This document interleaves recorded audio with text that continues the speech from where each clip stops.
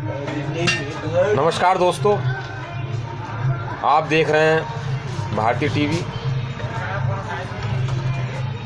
और मैं हूं लाखन सिंह। और मुझे जो है लोग लखनगिरी के नाम से भी जानते हैं।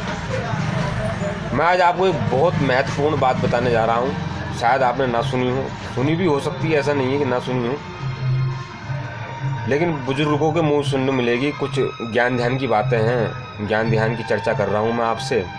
और कोई गलती और कोई भूल चूक हो जाए तो क्षमा कर देना दोस्तों।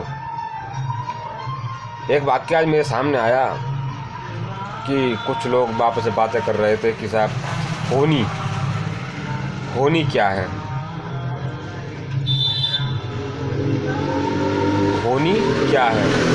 तो ज़्यादातर आपने सुना होगा होनी कहते हैं जैसे कि घटना घट गई या कोई बात हो गई तो उसे होनी कहते हैं। लोग कहते हैं कि साहब होनी तो होने के लिए बनी है और ये होकर रहती है। ये बात सही है कि होनी जो है होकर रहती है। तो होनी जो शब्द है वो हमारा जो है हिंदी शब्द है, और होनी का जो शब्द है हिंदी होनी, इसी का जो अंग्रेजी शब्द है वो है समय। और इसे अगर उर्दू भाषा में कहेंगे तो वो होगा वक्त। तो लोग बहुत से आपने सुना होगा कहते हैं कि साहब वक्त बड़ा बलवान है, समय बहुत बड़ा बलवान है। तो अपनी शुद्ध भाषा में जो है वो ये है, हिंदू भाषा में अपनी जो है, जो सनातन धर्म के अनुसार है, वो होनी कहा गया है।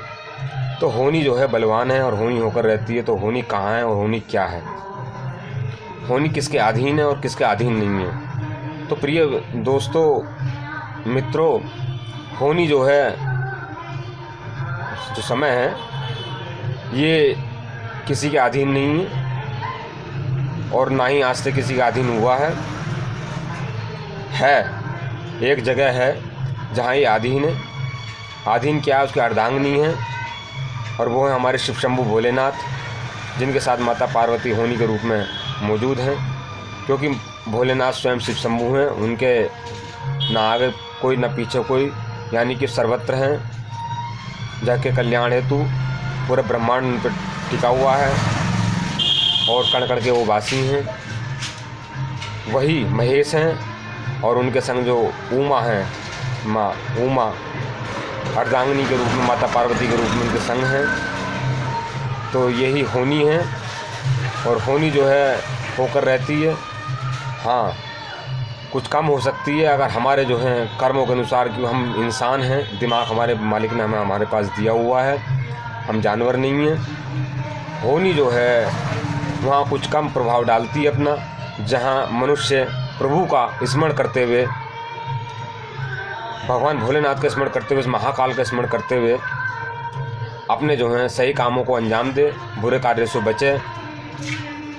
और किसी कार्य को मन अगर गवाही नहीं दे रहा करने के लिए, और कोई व्यक्ति आपसे ज़बरदस्ती कर रहा है कि ऐसा कर लो, और आपका मन बिल्कुल नहीं है, आपको सोचने की ज़रूरत है, तो आप एकदम हामी न भरें। क्योंकि जब तक दिल हमारा प्रभु, हमारी मन की आत्मा हमें उस कार्य करने के लिए प्रेरित ना करें सही प्रकार से, अच्छे कार्य के लिए, अच्छे कार्य को भी सोच विचार कर करें, बुरे काम को तो सोचें ही ना, दिमाग में ना लाएं।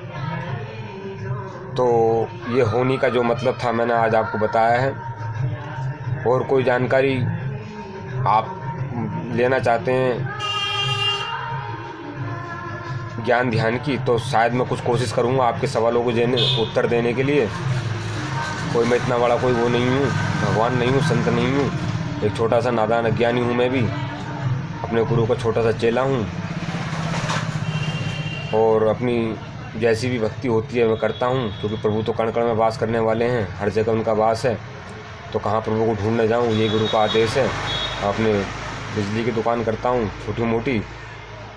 तो यही मैं कहना चाहूँगा। कुछ अगर कोई ज्ञान ध्यान की, या कोई परेशान घर में कोई व्यक्ति जैसे कलेश में आपस में कर बैठते हैं, तो वो कलेश जो है कई कारणों का होता है। ऐसा नहीं है कि जो है, अब कारण क्या होता है, कारण ये होता है कि कलेश जो है कुछ प्रकार से जो हम खुद ही उत्पन्न कर लेते हैं।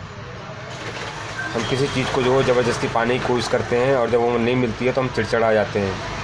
तो ऐसा नहीं होना चाहिए। अपने मन को शांत करें, धीरज बनाए रखें, और धीरज का फल बहुत अच्छा होता है। आजकल आदमी के पास सब चीज़ मौजूद है, लेकिन धैर्य नहीं है।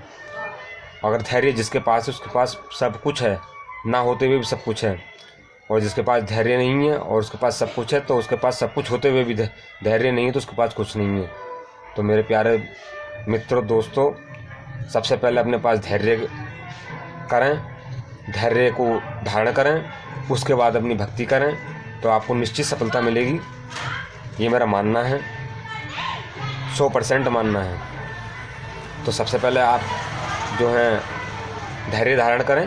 धैर्य का मतलब शांति धारण करें, किसी चीज़ की जल्दबाजी ना करें, क्योंकि होनी होकर रहती है। जो भी बताया मैंने, होनी आने पर ही, यानी समय आने पर ही काम अपने आप बन जाते हैं। बस सिर्फ हमें उसके अंदर लालसा होनी चाहिए, उसके अंदर हमें एक जिज्ञासा होनी चाहिए करने के लिए, और उसके अंदर हम जो समय समय पर अपने जो है उसको जागृत करते रहें। यानी कोई अगर हमें काम करना है तो हमें जो उसको समय समय पर ध्यान करते रहना चाहिए, और प्रभु का नाम लेते हुए धीरे धीरे आगे बढ़ने की कोशिश करनी चाहिए, ना कि एकदम। ठीक है, धन्यवाद, नमस्कार। अच्छा, नमस्कार।